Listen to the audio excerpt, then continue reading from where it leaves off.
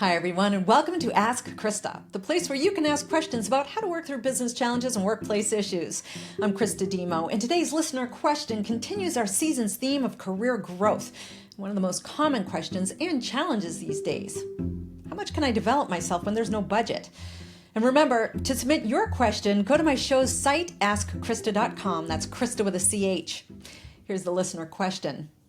My CEO recently explained in a town hall that we'll have to cut back on expenses in order to prepare for an uncertain end of the year, mostly due to unpredictable changes related to tariffs.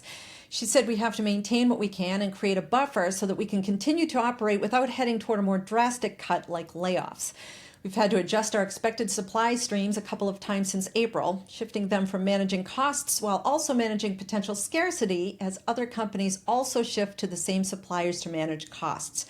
Over the summer, we got rid of several company perks and cut back on a few benefits, 401k match and tuition reimbursement being two of them.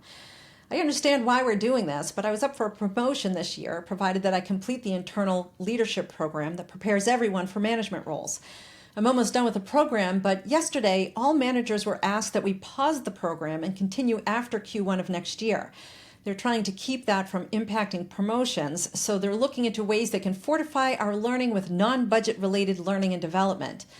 I'm at my wit's end, though. It's not just the potential disruption of learning from a program I was getting a lot out of, but also the potential disruption of learning altogether. They don't want us to incur expenses, but how can I develop if there's no budget? I feel for any organization grappling with forecasting difficulties at any time, be it with customers or suppliers. That said, uncertainty can spur collaboration and creativity when channeled into productive lanes. Season 4's episode 37 focused on a listener question about how to improve team collaboration. And I mentioned the episode because I've found in the last many years that most don't know what collaboration means or how to effectively collaborate at work. They think it means to work well together, but that's often the bonus. The crux of collaboration is working together toward a shared goal. And feeling a shared sense of uncertainty, as this listener has described, can be a deeply bonding experience that spurs some of the best collaborations while working toward a shared goal.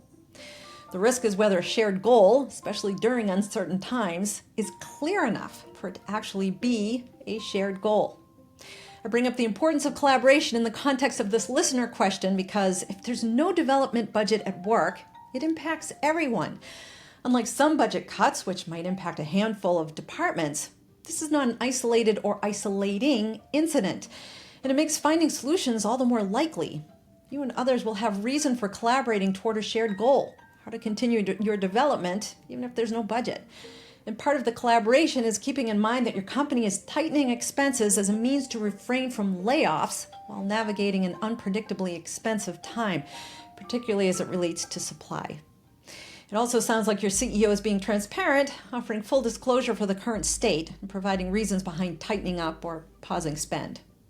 So as a starting point, and since this season addresses career growth, I'd close up some of the conditions associated with your potential promotion. It sounds like this is in play, which is good, but it's still worth a discussion that offers clarity. Even better if you can attach it to your performance management system or performance and development plan, or even just a follow-up email.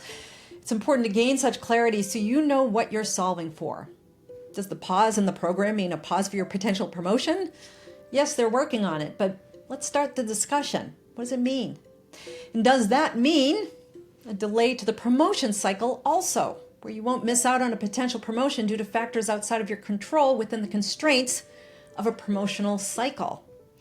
It sounds like the company is looking into this to make any delays as least impactful as possible, but again, you want clarity. And you want to reflect that clarity in writing to confirm such clarity.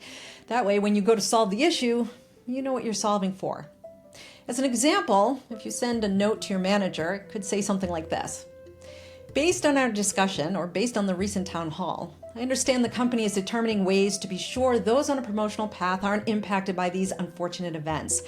I'm also continuing to adhere to my development plan, and the company is seeking ways to replace my programmatic leadership learning with free online options. From there, I'll have to demonstrate my learning in meetings and in projects, and we'll create a plan for that then specify some kind of date. This level of written detail enables you both to be sure you said and heard the same thing from each other, or in this case, from the CEO in the town hall.